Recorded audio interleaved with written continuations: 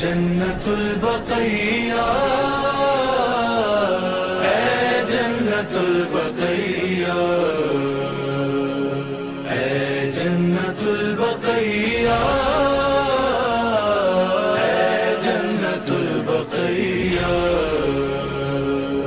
اے جنت البقیہ، اے جنت البقیہ۔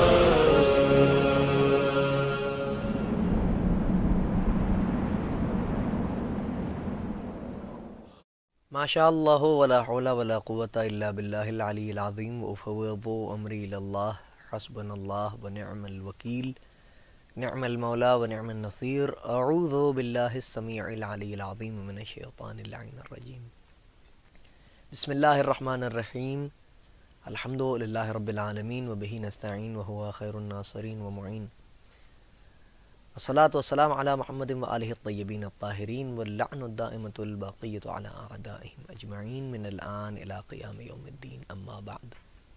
ناظرین کرام، السلام علیکم ورحمۃ اللہ وبرکاتہ۔ میں آپ کی خدمت میں ایک بار پھر حاضر ہوا ہوں ہمارے پروگرام بقی کی ویرانی کب تک کو لے کر، اور آج ہمارے پروگرام میں ایک بڑی معزز شخصیت ہمارے درمیان ہے اور محتاج تعارف نہیں ہے۔ خطیب اہل بیت حجت الاسلام عالی جناب مولانا سید ابو افتخار زیدی صاحب قبلہ، جو ایک بہترین خطیب ہیں اور درس و تدریس میں بھی ایک مقام و منزلت رکھتے ہیں آپ، اور عالم باعمل ہیں۔ اپنی مجالس کے ذریعے سے نصرت اہل بیت کا سلسلہ جاری و ساری رکھا ہوا ہے انہوں نے، اور عقائد حقہ کو اور اہل بیت علیہم الصلاۃ والسلام کی ذوات مقدسہ پر ہونے والے اعتراضات کا مدلل جواب آپ اپنی تقاریر کے ذریعے سے مسلسل دیتے رہتے ہیں۔ میں قبلہ کا اپنے اس پروگرام میں خیر مقدم کرتا ہوں۔ السلام علیکم ورحمۃ اللہ وبرکاتہ۔ علیکم السلام ورحمۃ قبلہ اللہ ہم آپ کا وبرکاتہ۔ خیر مقدم کرتے ہیں ہمارے پروگرام میں، اور یہ پروگرام میں آپ کی خدمت میں عرض کر دوں کہ جنت البقیع کے متعلق ہے، اور آپ کو اس سلسلے میں معلوم ہوگا کہ جو ہے وہ یہ ایک احتجاج کی شکل میں اس پروگرام کو ہم لوگ نشر کر رہے ہیں اپنے چینل کے ذریعے سے۔ چند سوالات ہیں جو جنت البقیع کے اور ہمارے اس احتجاج کے متعلق ہی ہیں کہ جو میں آپ کی خدمت میں عرض کروں گا، اور اس کے بعد پھر آپ ان جوابات کے ذریعے ظاہر سی بات ہے کہ ہمارے جو ناظرین ہیں وہ اس سے فیضیاب ہوں گے اور مستفید ہوں گے۔ قبلہ میں اول تو جو یہ چاہوں گا کہ آپ ہمارے ناظرین کو ایک جنت البقیع کی ایک مختصر، جسے کہا جائے کہ بہت ہی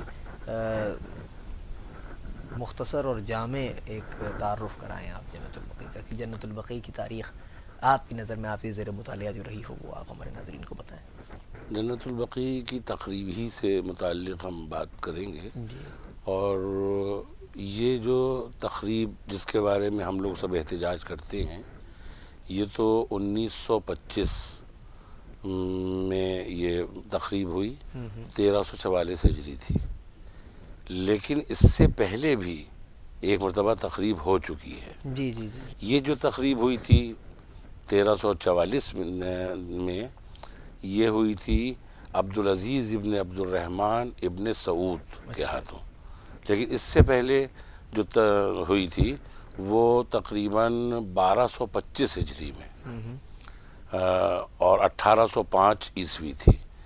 وہ ان لوگوں نے اس میں سعود ابن عبدالعزیز کے زمانے میں ہوئی تھی، اور اسی کے بعد پھر یہ دوسری ہوئی۔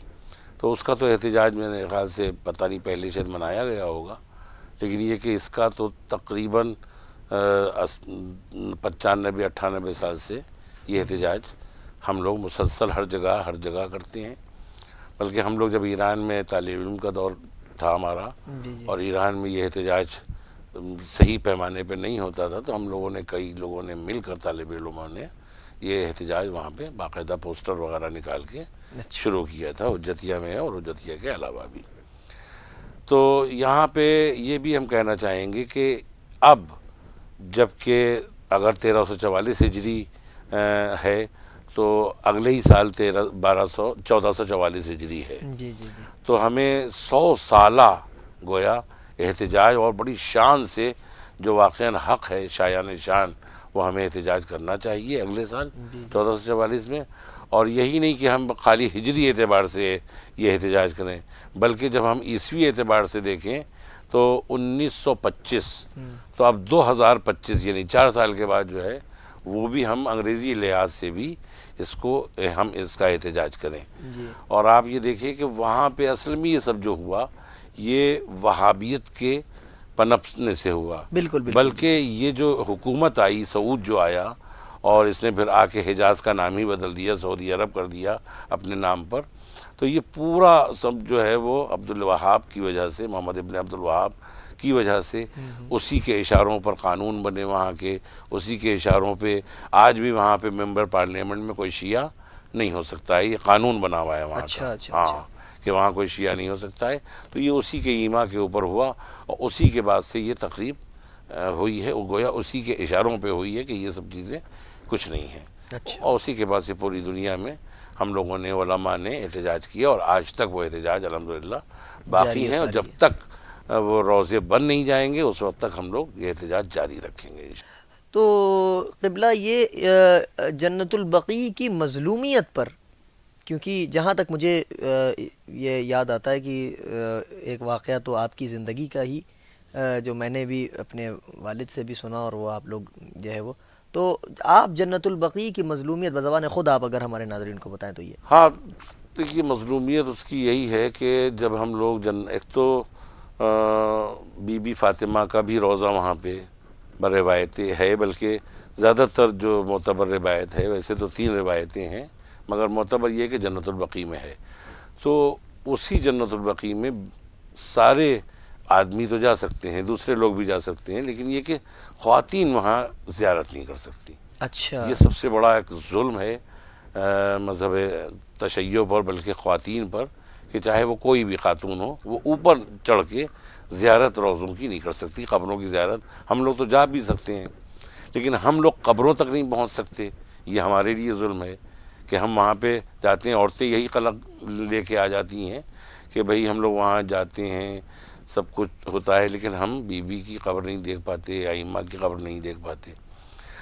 اور ہم لوگ بھی جاتے ہیں تو بہت دور. پہلے تو یہ کہ وہ کٹہرا وغیرہ نہیں تھا، اب باقاعدہ کٹہرے کے اوپر متوع گھومتے رہتے ہیں. اور پہلے تو ہم لوگ زیارت وغیرہ وہاں پڑھ لیتے تھے، لیکن اب تو وہاں زیارت بھی ہم نہیں پڑھ سکتے. یا ہم مجلس پڑھ لیتے تھے، بلکہ ہم نے وہاں پہ 2006 میں مولانا شاکر صاحب مرحوم خدا غریق رحمت کرے وہ بھی ساتھ میں تھے، اور ہم بھی افریقہ سے گئے ہوئے تھے، اور بلکہ آپ کے والد بھی تھے اس حج پہ. وہ ان سے بھی اگر آپ پوچھیے گا تو میرے ساتھ وہاں پہ بڑا ظلم ہوا تھا. جی جی جی میں اسی واقعے کی طرف اشارہ کیا تھا. ہاں تو وہ اس طرح سے ظلم ہوا تھا کہ ہم نے مجلس ایک پڑھی. مولانا شاکر صاحب قبلہ نے مجھ سے کہا کہ بیٹا 2 بول مسائل پڑھ دیجئے تاکہ چند آنسو بہہ جائیں.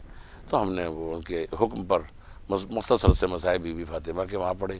وہیں پر ایک پاکستانی قافلہ تھا جس میں اکمل طاہری وغیرہ صاحب بھی موجود تھے. تو انہوں نے بھی ہم سے کہا کہ ارے بھائی ہمارے یہاں بھی 2 منٹ پڑھ دیجئے. تو اس وقت تک مجلس وغیرہ وہاں پہ ماتم ہو جاتا تھا، اتنی سختی نہیں تھی، اتنا وہ نہیں تھا، مصائب ہو جاتے تھے. تو ہم نے مصائب وہ پڑھے تو پٹس ہوئی، بہت کافی گریا ہوا. اور شاکر صاحب کے بارے میں تو آپ جانتے ہیں وہ خود مصائب پڑھتے تھے، اس قدر ہوتے تھے، تو انہوں نے شاباشی بھی دی. اور مگر یہ کہ وہ جو متوع تھے سامنے کھڑے ہوئے وہ مجھے بہت غور سے دیکھ رہے تھے. تو جس وقت بند ہونے کا وقت ہوتا ہے جنت البقیع کے دروازے، اور تو اس وقت بالکل بدتمیزی کے ساتھ وہ لوگ بد اخلاقی کے ساتھ پیش آتے ہیں اور ڈھکیلتے ہیں. ٹائم جب ہو جاتا ہے بس اس طرح سے. اسی میں ایک متوع جو ہمیں دیکھ رہا تھا تو اس نے میرا ہاتھ پکڑ لیا بہت سختی سے. ہم نے بہت کوشش کی کہ میں اس سے اپنے ہاتھ کو چھڑا لوں، لیکن چھڑا نہیں پایا.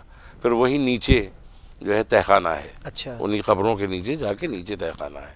تہخانہ وہ سمجھیے گیٹ سے شروع ہوتا ہے تو بی بی ام المنین کی جو قبر ہے اس کے نیچے تک وہ تہخانہ ہے. اچھا اچھا. تو وہ ہمیں وہاں لے گئے. ہمارے پاس چھوٹی مفاتیح الجنان تھی، کچھ 70-80 ریال تھے، گھڑی تھی، کچھ دعائیں اور بھی تھیں، جی جی، اور وہ انہوں نے سب ہم سے چھین لیا، اچھا، اور چھیننے کے بعد پھر انہوں نے ہمارے ہتھکڑی باندھی پیچھے سے، یعنی ہاتھوں کو پیچھے کر کے، اور اس میں ہتھکڑی انہیں نے باندھ دی، اور باندھنے کے بعد جو ہے وہ پھر بہت پریشر سے وہ 25-30 متوع، اس میں پولیس بھی تھی اور متوع بھی تھے، وہ آتے تھے، میرا دیوار میں سر، ہمیں دیوار کے رخ کھڑا کر دیا تھا، اور دیوار کے رخ جو ہے وہ ہمارا سر لڑاتے تھے.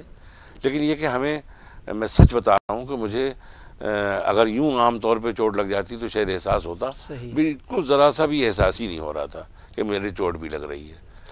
بہرحال وہ لوگ پھر کہہ کے چلے گئے کہ بس اب تم گئے، یعنی ہم یہ سمجھے کہ شاید کام سے گئے، تو ہم یہ سوچ رہے تھے کہ ہماری والدہ انڈیا میں ہیں اور بیوی بچے ہمارے افریقہ میں ہیں، سینٹرل افریقہ، برونڈی میں، تو ہم بتا بھی نہیں پائیں گے ان لوگوں کو کیا ہوگا، یا یہ لوگ اگر ہمیں واپس کر دیں گے تو ہم حج نہیں کر پائیں گے، تو ہم سمجھ نہیں پائے ان کی بات کو. بہرحال وہ لوگ گئے، لیکن پھر ہم نے سوچا کہ کچھ تو ہم راستہ اختیار کریں دعاؤں کے ذریعے. تو ایک آیت اللہ تھے، انہوں نے ہم لوگوں کو ایک نصیحت فرمائی تھی. انہوں نے کہا تھا کہ جب بھی کوئی مشکل تمہیں پڑے تو تم بی بی ام البنین کی تسبیح پڑھنا، اور صلوات کے ساتھ واجل فرجہم کہنا، یہ ایک پوری تسبیح پڑھنا، اور اس کو ہدیہ کر دینا بی بی ام البنین کو. تو ہم نے وہیں پر یہ احساس کیا کہ اس وقت جو ہے ہم نے فوراً دماغ میں لائے کہ شہزادی زہرا ہم آپ سے نہیں کہیں گے کیونکہ آپ کا پہلو زخمی ہے، لیکن ہم اے ام البنین، چونکہ ہم بالکل اسی وہیں پہ تھے، ہمیں آئیڈیا تھا کہ اسی کے پاس میں قبر ہے اوپر، تو میں نے کہا اے ام البنین، مادر ابو الفضل العباس، میں آپ سے ضرور کہوں گا، اور کہ آپ جو ہے وہ ہم سے کو اگر آزاد کروا دیجئے یہاں سے تو ہمارا حج کم سے کم ختم، گڑبڑ نہیں ہوگا. تو بس ہم نے شاید 24 یا 25 مرتبہ صلوات دلوی ہی میں پڑھی تھی کہ وہاں سے وہ آیا، اس نے چابی لے کے آیا، تالا کھولا میرا، اور پھر ہمارے جو سامان تھے سوائے دعاؤں کے وہ تو نہیں دی اس نے، لیکن وہ ہمارا سامان واپس کیا. پھر اوپر جا کے کہا کہ عدالت میں چلے جاؤ. پھر ہم عدالت میں گئے، وہاں نام وغیرہ لکھا، اور اس کے بعد پھر چھوڑ دیے گئے. تو ہمارے جو بھی ساتھی تھے اس میں مولانا مہدی افتخاری صاحب قبلہ بھی تھے، تو وہ سب بہت خوش ہوئے کہ ہم اتنے جلدی آ گئے، بلکہ وہ لوگ یہ سمجھ رہے تھے کہ شاید اب ہم کو وہیں سے رپورٹ کر دیا جائے گا اور ہم واپس ہندوستان آ جائیں گے، یہ نہ جانے کیا ہوگا. بہرحال ہمارے ساتھ یہ حادثہ ہوا، اور وہاں جب حال ہے کہ اس طرح سے ظلم پہ ظلم مسلسل ہو رہے ہیں شیعہ نے حیدر کرار پر، یا جو شیعہ نہیں بھی ہیں مگر اہل بیت کے چاہنے والے جو وہاں جاتے ہیں وہ بھی روزے کی طرف رخ کر کے دعا کرتے ہیں، تو بھی تکلیف ہوتی ہے. اور ہم لوگوں کو جو تکلیف ہوتی ہے بہت زیادہ، کہ ہم یہاں جب قبرستانوں میں جاتے ہیں تو ہماری قبروں میں، جیسے ہمارے والد کی قبر ہے تو وہ ایک نشان لگا ہوا ہے، ایک تختی لگی ہوئی ہے کہ مثلا یہ ہمارے والد کی قبر ہے، یہ چچا کی قبر ہے، یہ ماموں کی قبر ہے، یہ نانا کی قبر ہے. لیکن یہ کہ افسوس و قسمہ پرسی مظلومیت کی اہل بیت کی کہ وہاں پہ کوئی علامت بھی نہیں ہے، کہ یہ ہم پہچان ہی نہیں سکتے کہ یہ کس کی قبر ہے، یہ کس امام کی قبر ہے. بس یہ سمجھ لیجیے انتہائی قسمہ پرسی ہے.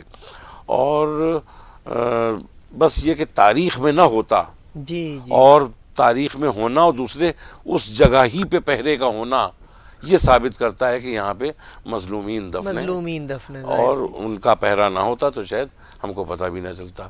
اور دوسری کسر جو ہم لوگوں کو جو بہت وہاں لگتی ہے وہ یہ کہ جیسے ہی ہم جنت البقیع کے اوپر چڑھتے ہیں سیڑھیوں سے اور پھر رخ کرتے ہیں روضہ رسول گنبد خضرا کا، تو وہ رونق نظر نہیں آتی.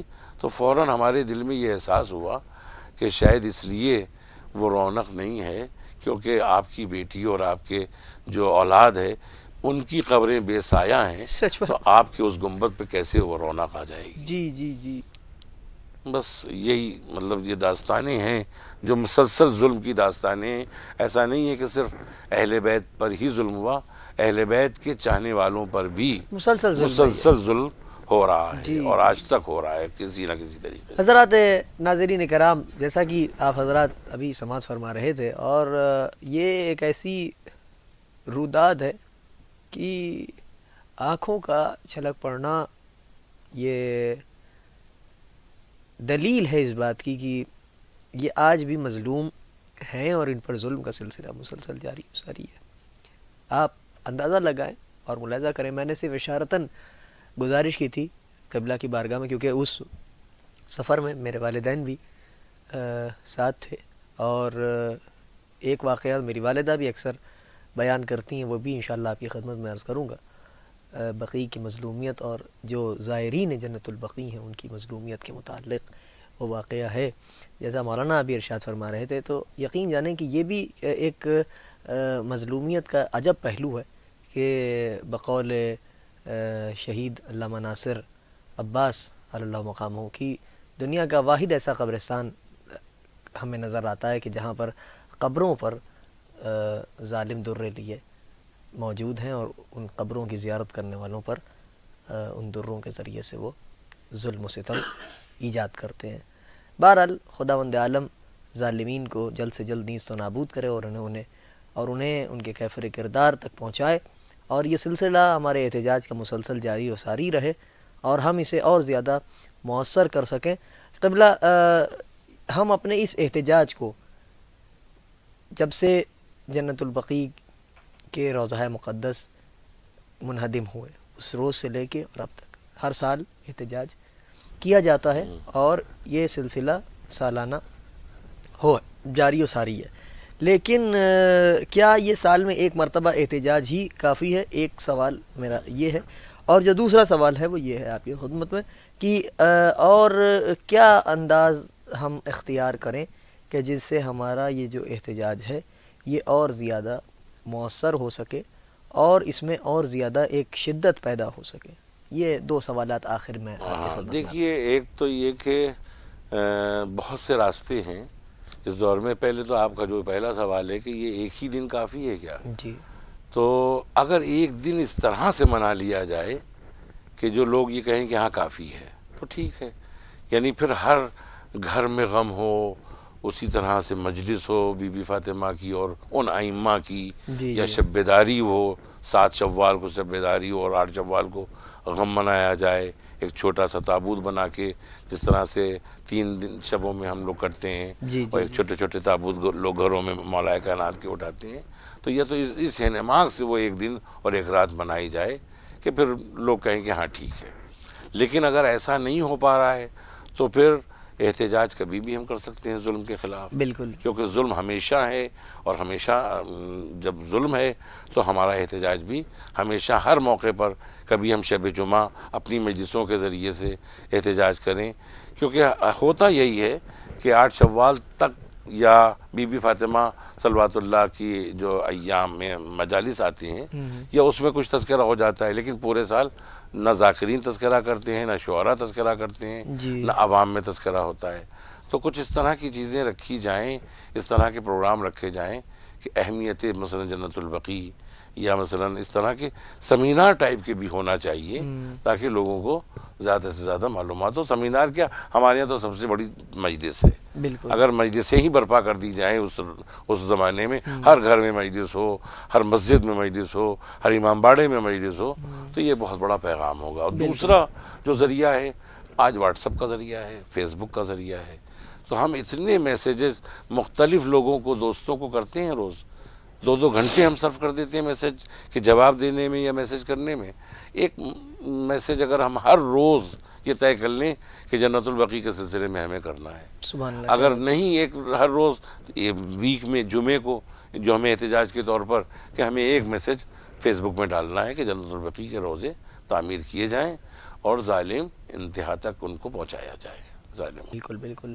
حضرات ناظرین کرام، یہ جو باتیں ہمارے معزز مہمان آتے ہیں اور جو بیان کرتے ہیں، آپ نے ملاحظہ کیا ہوگا اتنے پروگرامز میں ہمارے کہ تقریباً ایک اشتراک پایا جاتا ہے.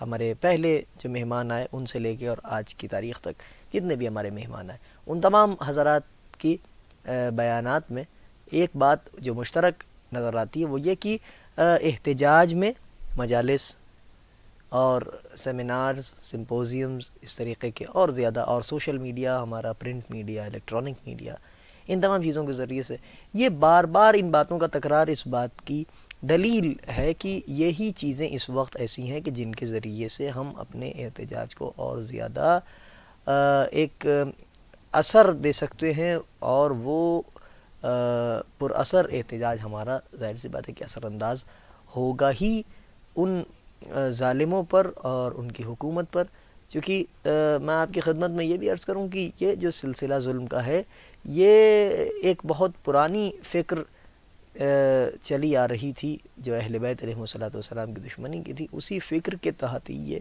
کام ہوا، اور یہ ابھی بھی ظلم کا سلسلہ جاری ہے، اور یہ مسلسل اس کو جاری رکھنے کے لیے یہ اپنی طاقت صرف کر دیں گے۔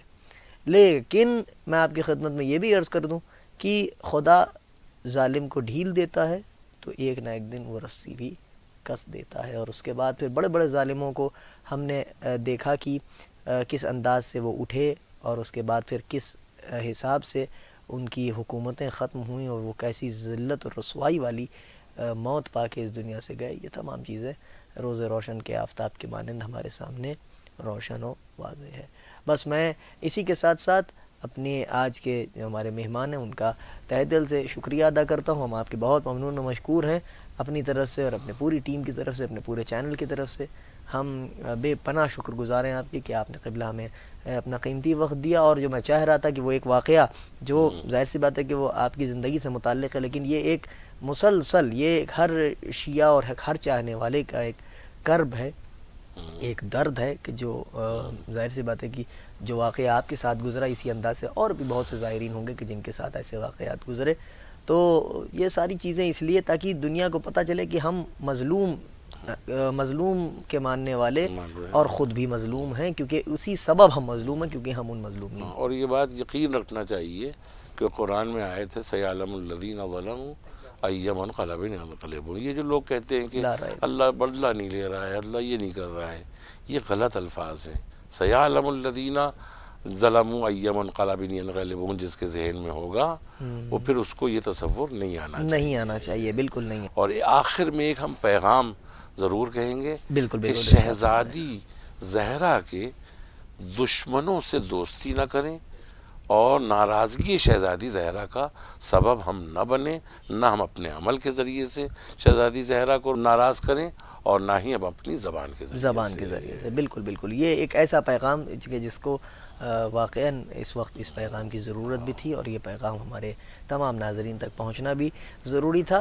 میں اسی کے ساتھ آپ تمام حضرات سے بھی رخصت طلب کرتا ہوں اس دعا کے ساتھ کہ خداوند عز و جل وارث حقیقی جناب صدیق طاہرہ سلام اللہ علیہ کے اور تمام ائمہ طاہرین علیہ الصلوۃ والسلام کے، جو ہمارے 11 ائمہ طاہرین علیہ الصلوۃ والسلام، ان کے حقیقی وارث اور جو حجت خدا ہیں اس وقت روئے زمین پر، یعنی ہمارے اور آپ کے امام عصر عجل اللہ تعالیٰ فرجہ شریف کے ظہور میں خداوند عز و جل تعجیل فرمائیں۔ اس دعا کے ساتھ میں آپ سے رخصت طلب کرتا ہوں۔ اللہم عجل لولیک الفرج، اللہم عجل لولیک الفرج، اللہم عجل لولیک الفرج۔ والسلام علیکم ورحمۃ اللہ وبرکاتہ۔ اے جنت البقیہ